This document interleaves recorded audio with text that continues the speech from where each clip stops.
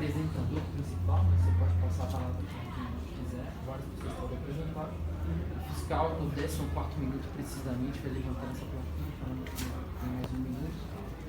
O controle do tempo é de vocês, mas a partir do 15º minuto vocês passam a preparar. Depois disso, a gente vai bater palma, e aí vamos. Já é a terceira vez que eu faço essa piadinha. O público muda. Terceira vez que não, liga. É pra quebrar o gelo aí, quebrar o gelo. 10 minutos, a gente vai ter 10 minutos de perguntas, e aí acabamos a apresentação. Se vocês quiserem. Boa tarde, meu nome é Paulo Vitor e, junto ao Antônio, venho apresentar o projeto da equipe Aves em 2019. Para esse ano, tomaram-se como principais diretrizes a maximização da carga paga, o planejamento e a validação de dados a partir de testes em voo. Com o objetivo de estabelecer prazos de organização da equipe, elaborou-se um cronograma de projeto, especificando metas parciais e marcos a serem cumpridos. Ainda em 2018, levando em conta a similaridade esperada entre regulamentos, avaliou-se a classificação da competição anterior, estudando mais a fundo o seu top 5, avaliando parâmetros como configuração, carga paga e aproveitamento de bonificações. Conforme observado, nota-se uma forte tendência por aeronaves de configurações não convencionais, que se adaptam melhor à restrição geométrica do regulamento. Dessa maneira, determinou-se necessário estudo e elaboração de um novo MTO, que fosse capaz de avaliar de maneira mais precisa e específica essas configurações. Assim, inicialmente, avaliou-se a nível conceitual 4 configurações: monoplano, pela maior segurança e experiência da equipe, biplanos, asas voadoras e asas voadoras biplanas, que proporcionam maior área de asa e maior carga paga. Para o auxílio da escolha da equipe, rodou-se primeiro um MDO mais rápido e simples, para obter uma estimativa de pontuação base para cada configuração. Nele, para monoplanos e asas voadoras, adotaram-se asas com até 3 TRs e perfis ao longo da envergadura. Para biplanos, asas com geometrias iguais, 2 TRs e perfis e H retangular. E para asas voadoras biplanas, 2 TRs e perfis, considerando também o gap entre asa fixo para as 2 últimas configurações. A partir disso, obtiveram-se as seguintes pontuações iniciais, onde biplanos e asas voadoras biplanas apresentaram-se mais promissoras. Entretanto, levando em conta fatores financeiros, construtivos e a pequena diferença de pontuação de 2% entre elas, escolheu-se a configuração biplano convencional. Nessa etapa, também foram determinadas algumas características gerais da aeronave, como motorização tratora, proporcionando uma tração líquida, evitando problemas de colisão da hélice e refrigeração do motor, empenagem convencional, buscando maior eficiência e menor peso vazio quando comparadas com configurações em U e H, trem de pouso entre ciclo, alinhando assim bom desempenho com estabilidade e controle durante a corrida. Além disso, devido à inexperiência com o comportamento de biplanos, construiu suporte de carga com 3 eixos de fixação, para permitir assim um grande passeio de CG caso fosse necessário. Para a otimização e refino do MDO para a configuração escolhida, realizou-se então uma nova etapa de estudos e aprofundamento sobre biplanos, onde foram determinados alguns pré-requisitos de estabilidade e controle longitudinal, desempenho delimitando uma sobretração mínima pela etapa de subida e limitação de carga na triquilha. Nessa etapa, adotaram-se asas com geometrias diferentes, permitindo assim com que a asa inferior tivesse maior AR e maior CL-alfa, apresentando bom ganho de sustentação, mesmo com ângulo induzido negativo gerado pela asa superior. Para minimizar o esforço computacional devido a esse último item, adotaram-se asas retrotrapezoidais. E buscando aproveitar ao máximo a restrição geométrica do regulamento, diminuíram-se a distância mínima entre triquilha e motor em relação ao bordo de ataque da asa inferior, elevando esse último até uma altura mínima para evitar a colisão da hélice. Por fim, avaliou-se também a variação da distância entre asas para valores fixos dentro de um intervalo pré-determinado. Buscando o aumento do MTOW, realizou-se uma análise de sensibilidade no MDO, onde foram obtidos que os parâmetros das asas com maior influência na pontuação foram o CL-CD na etapa de subida e o CL máximo. Assim, realizou-se uma realimentação entre a equipe de MDO e a equipe de otimização de aerofólios, onde eram estudadas as limitações aerodinâmicas obtidas no programa, sendo repassadas para o projeto de um novo perfil. Esse processo foi repetido até a saturação do aumento da pontuação, apresentando ganho de 800 gramas no MTOW da aeronave. O perfil final, AV19, mesmo apresentando uma redução de 2% do CL máximo, apresentou ganho de 44% do CL-CD no intervalo desejado, reduzindo também 4% o CM médio, quando comparado com o perfil base inicial CLIG 1223. Para o EH, selecionou-se o FX63137, por apresentar elevado CL máximo, buscando diminuir sua envergadura devido ao efeito de cauda curta. Para o EV, selecionou-se o NACA 09, para apresentar stall suave e uma boa disponibilidade de dados experimentais. Construiu-se então a primeira aeronave sendo levada para testes em voo. Após algumas curvas apresentando dificuldade em altitude, o protótipo veio à queda. A partir do feedback do piloto e as devidas investigações, concluiu-se que os principais responsáveis foram a elevada inércia do protótipo, com seus materiais mais baratos e pesados, e o demasiado arrasto além do esperado, prejudicando a performance de subida. Assim, para a correção desses problemas, realimentou-se o MDO a partir do protótipo.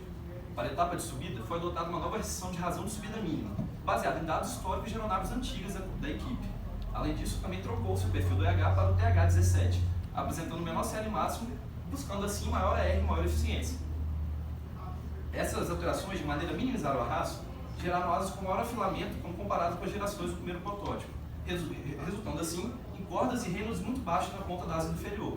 Dessa maneira, foi necessário também determinar uma restrição de Reynolds mínimo, de acordo com o delimitado pelo projeto de superfície. Durante o projeto detalhado, a aerodinâmica realizou o estudo de endplates para a redução do arrasto induzido. Foram testadas diferentes geometrias usando o VLM para otimização e o CFD para comprovação, sendo selecionada a configuração semicircular para apresentar ganhos de 3% de CLCD para diversos ângulos de ataque. Em conjunto com estruturas, analisou-se a viabilidade de configurações em caixote, utilizadas em 2018, e treliçadas para cauda e ligações entre asas. Após cálculos analíticos, constatou-se uma redução de 68% de CD para a ligação e 77% para a cauda, justificando então a utilização das treliças. Em desempenho, a seleção do grupo motopropulsor foi baseada em baterias de ensaios de tração, estáticos e dinâmicos, a partir dos dados obtidos em túnel de vento. A configuração ótima foi o XLS 61 e a APC 13x4.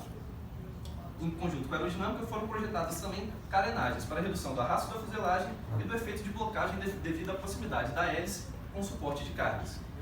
Foram testadas diferentes geometrias em CFD e em análise de ensaios de tração, selecionando a carenagem elíptica para apresentar o ganho de 15% de tração em relação à configuração inicial sem carenagens.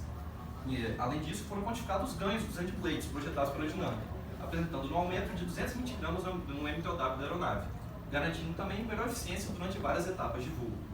Por fim, projetou-se um novo dispositivo de frenagem, devido à ineficiência do anterior na competição de 2018. O novo dispositivo foi validado com sucesso em voos, sendo aprovado pelo piloto, garantindo assim maior margem para a aproximação de pouso. O diagrama VN foi elaborado segundo as normas JR VLA 25, tendo as velocidades de rajada adaptadas para as encontradas na competição. Visando desenvolver uma longarina leve e rígida, criou-se uma matriz de decisão baseada nos critérios de rigidez, peso e fatores construtivos, tendo a configuração ótima retangular, com alma de balsa e abas de fibra de carbono. Porém, a equipe teve problemas com a mesma e optou pela segunda melhor da matriz, de vinicel afilado, com revestimento em fibra de carbono. Para os estabilizadores horizontal e vertical, optou-se pelo uso do tubo em fibra de carbono, por garantir boa relação rigidez-peso e confiabilidade no histórico da equipe. Todas as longarinas foram ensaiadas e validadas para suas cargas críticas. Essa mesma matriz de decisão foi utilizada para o dimensionamento do trem de pouso, sendo validado através de simulação para suas cargas críticas de aterrissagem, assim como as orelhas de ligação com a fuselagem, que receberam camadas extras de fibra de carbono.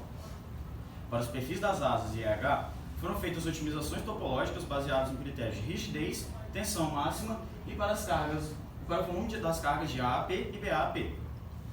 Para a ligação entre asas, optou-se pela utilização da estrutura treliçada.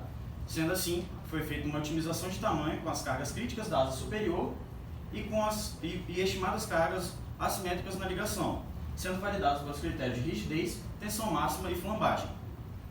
Já a cauda, também com o objetivo de desenvolver uma treliçada, foram feitas otimizações topológicas e de tamanho com as cargas de deflexão máxima de profundor e leme, validados pelos critérios de volume, rigidez torsional e flexional, flambagem e tensão.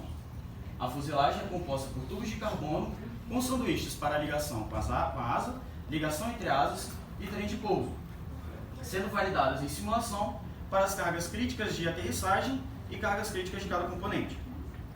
A triquilha é composta por um tubo de alumínio com uma caixa de nylon, para maior absorção da energia no impacto. Devido ao grande número de otimizações realizadas nas rodas no ano de 2018, optou-se pela utilização da configuração ótima deste ano, por ainda estarem nos critérios da equipe para a competição e também garantir uma boa redução de peso. O posicionamento do CG para MTOW foi definido pelo MDO da aeronave, porém, para o voo do primeiro protótipo, foi adotado um CG mais dianteiro com o objetivo de garantir o conforto do piloto.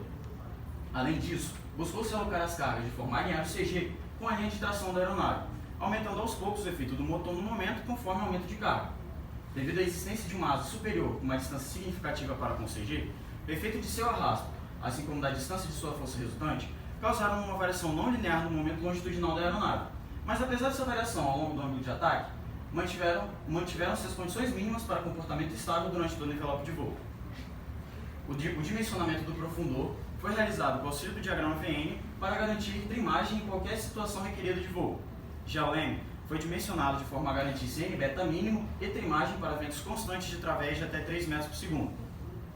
Devido à configuração biplana, o ponto de foco de otimização dos ailerons mudou no decorrer do projeto conforme que era observado em teste de voo, tendo a sua configuração final baseada em eficiência e principalmente na perda de altitude devido à deflexão máxima, sendo essa analisada dinamicamente. Para os ailerons finais, a asa foi modificada e um diesel adicionado, uma vez que os mesmos estariam em região com diferentes TR. A análise de estabilidade dinâmica foi feita com auxílio do diagrama VN como entrada para garantir estabilidade satisfatória em grande parte do envelope, tomando cuidado para locais com fator de carga menor do que 1. Para a análise de divergência, nota-se que apenas a asa inferior pode ser afetada, uma vez que a asa superior reduz o ângulo de ataque conforme o aumento de velocidade. Mesmo assim, o cálculo da velocidade de divergência, segundo Wright e Cooper, encontra-se fora do envelope de voo. Para a velocidade de flutter, foi utilizado o método PK com 2 graus de liberdade, também resultando em velocidades fora do envelope. Para o dimensionamento dos servos, foi realizada a avaliação das cargas críticas para a superfície de controle em CFD, resultando no dimensionamento do servo MG92B por garantir boa margem de segurança e elevada confiabilidade nas experiências anteriores com a equipe. O dimensionamento da bateria e dos fios conectores foi feito priorizando maior segurança e menor peso vazio, tendo a bateria escolhida de 700 mAh e o fio conector 26 AWG. Após as otimizações e modificações realizadas, foi gerada uma nova aeronave que foi construída e levada para teste de voo. Nestes, constatou-se a eficiência das mudanças adquiridas, pois a aeronave teve boa performance de subida e completou o circuito de voo com sucesso. Após o feedback com o piloto, constatou-se uma alta eficiência de cabragem, apesar do CG dianteiro utilizado. Sendo assim, modificou-se a análise do efeito da asa no EH, de forma a obter dados mais próximos com os observados em voo. Reduziu-se então o EH até que o mesmo obtivesse os coeficientes de estabilidade de controle inicialmente determinados, resultando no EH 24 cm menor. Então, foram realizados novos testes de voos em que a aeronave apresentou boa performance de estabilidade e controle, com feedback positivo do piloto. Desta forma, chegou à configuração final da aeronave, entregando as diretrizes propostas no começo do ano, entregando uma aeronave competitiva, segura, estável e controlada. A equipe Aves gostaria de agradecer, em especial, a todos os patrocinadores e apoiadores que tornaram possível a realização desse projeto e também a todos aqui presentes. Muito obrigado.